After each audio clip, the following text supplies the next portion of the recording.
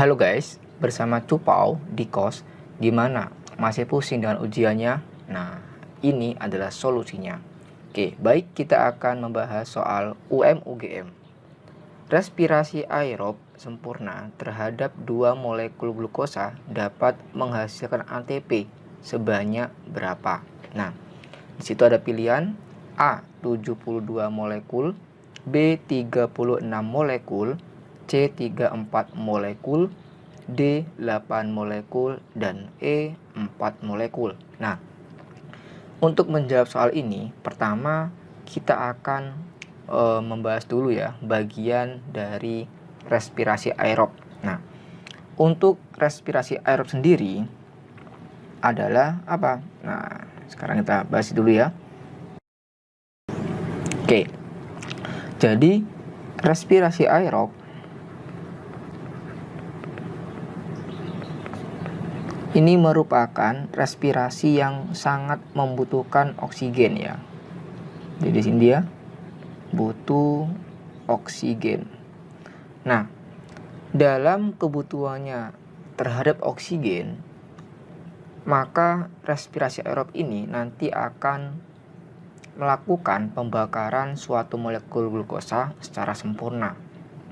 Nah, kesempurnaan dari respirasi aerob ini akan meliputi beberapa tahapan ya. Yang pertama, nanti akan melewati tahap glikolisis. Kemudian ada tahap dekarboksilasi oksidatif.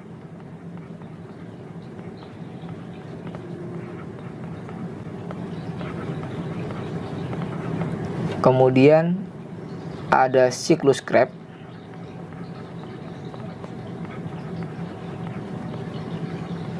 Dan ada rantai transport elektron.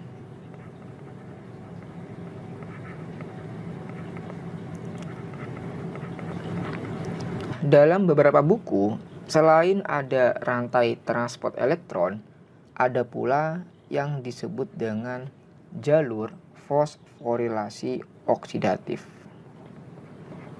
Fosforilasi oksidatif. Nah, ini hanya terbatas ya pada topik pembahasan tertentu saja. Nah, sehingga pada materi SMA jarang itu dipublis atau jarang diterangkan seperti itu. Nah, dalam proses yang pertama atau tahapan yang pertama yaitu ada glikolisis, di mana dalam tahap glikolisis ini itu terjadi pada bagian sitoplasma ya. Nah, ini pada sitoplasma. Nah, karena dia terjadi pada tahap sitoplasma, maka ini bisa terjadi baik secara aerob maupun anaerob ya. Bisa secara aerob dan maupun anaerob. Yang kedua ada dekarboksilasi oksidatif. Di sini untuk yang kedua, yang ketiga, dan yang keempat di sini terbatas hanya dapat terjadi pada bagian organel yang disebut dengan mitokondria. Nah, yang pertama, untuk dekarboksilasi oksidatif ini utamanya terletak pada bagian mana? Nah, ini terletak pada bagian matriks mitokondria ya. Nah, sini kita kasihkan tanda panah ya. Ini terjadi pada bagian matriksnya mitokondria. Sedangkan untuk rantai transport elektron dan pada fosforilasi oksidatifnya, nah ini baru terjadi pada bagian krista. Oke, itu adalah proses beserta tempat terjadinya respirasi aerob secara sempurna ya. Nah, Kemudian apa sih yang dihasilkan dalam pertahap-tahapannya? Nah, kita akan geser ke bawah. Untuk singkatnya, dalam hasil prosesnya itu ada beberapa macam. Yang pertama kita lihat dulu, dari tahap yang pertama ada glikolisis. Nah, dalam glikolisis ini akan menghasilkan sebanyak apa aja? Yang pertama ada 2 molekul asam pirufat, kemudian ada 2 molekul NADH, kemudian ada juga 2 molekul H2O dan 2 molekul ATP. Ini yang dihasilkan pada tahap yang pertama. Yang kedua ada tahap dekarboksilasi oksidatif.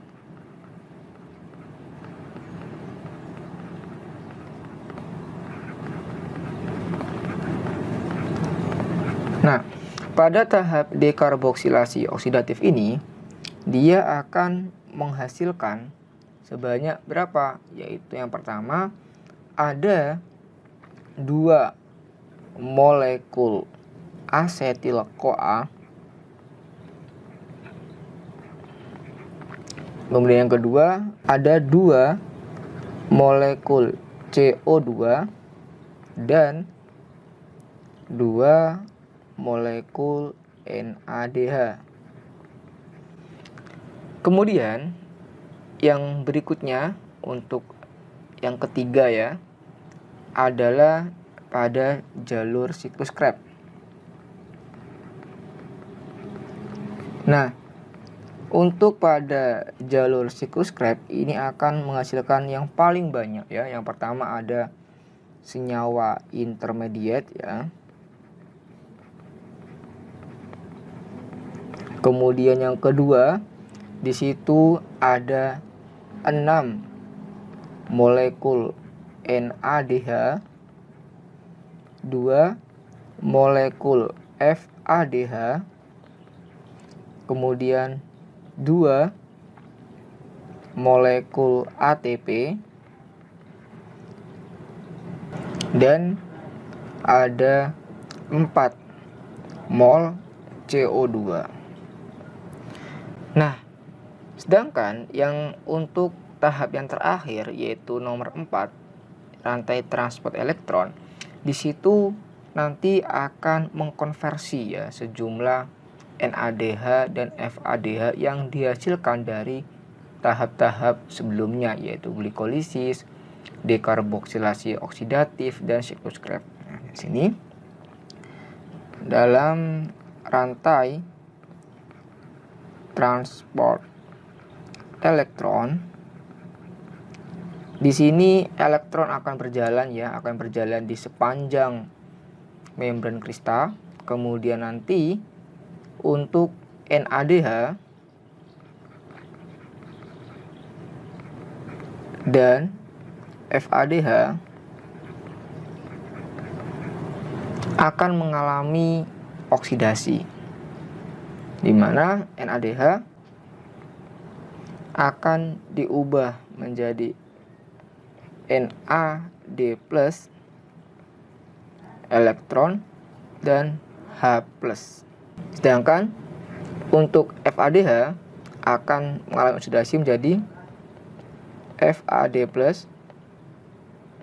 elektron plus H+. Nah, kemudian elektron-elektron ini dari NAD+ maupun dari FAD+ ini, dia akan berjalan di sepanjang membran kristal.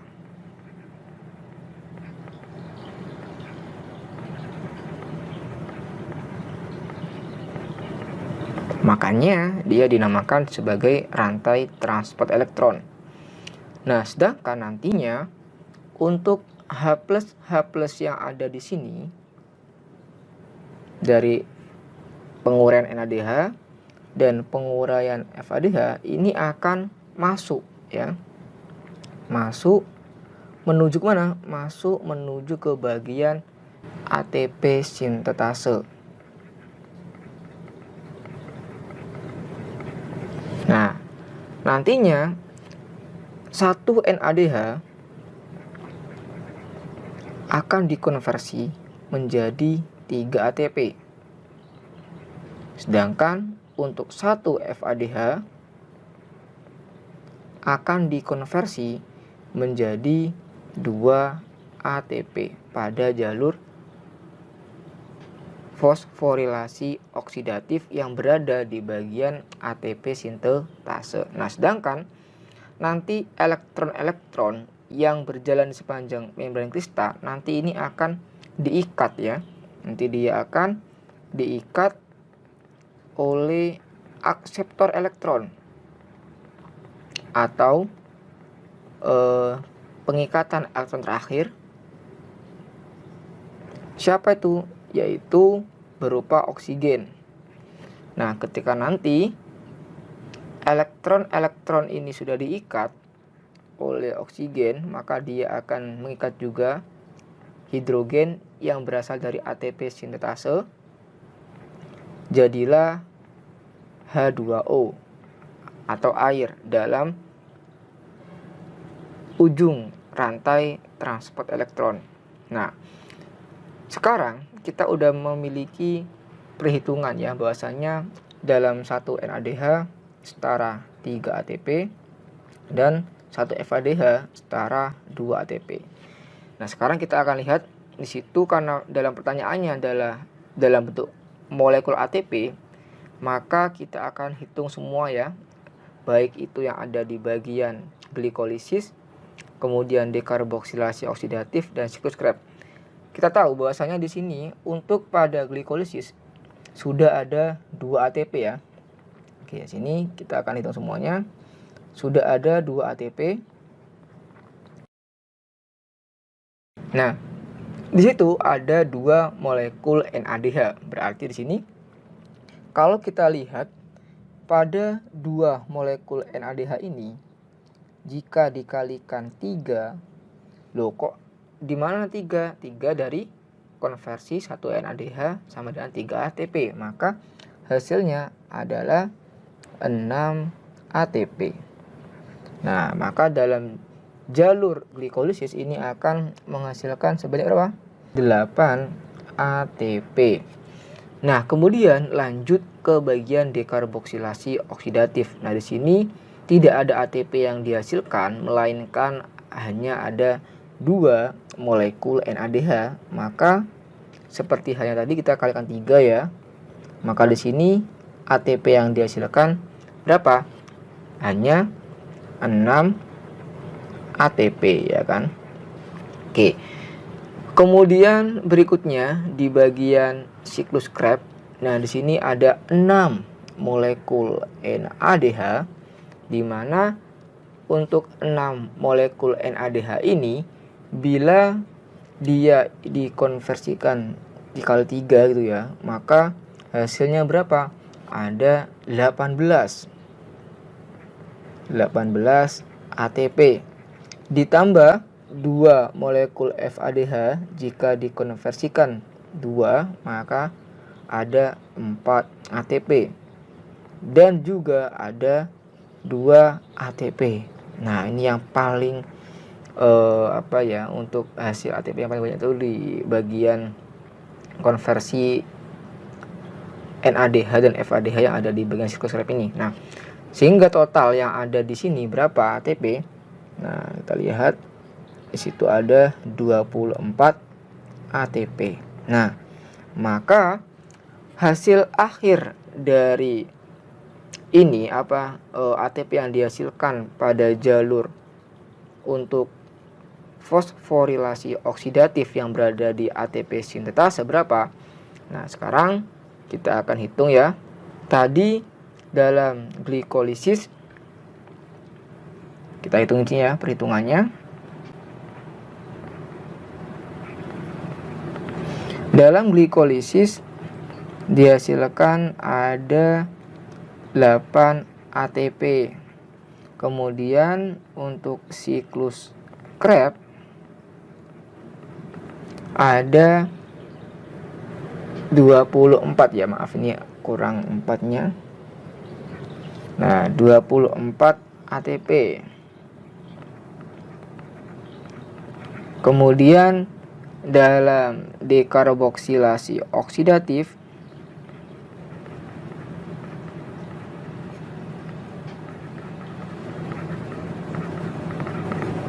ada berapa? Ada 6 ATP. Nah, kalau di total hasilnya ada berapa?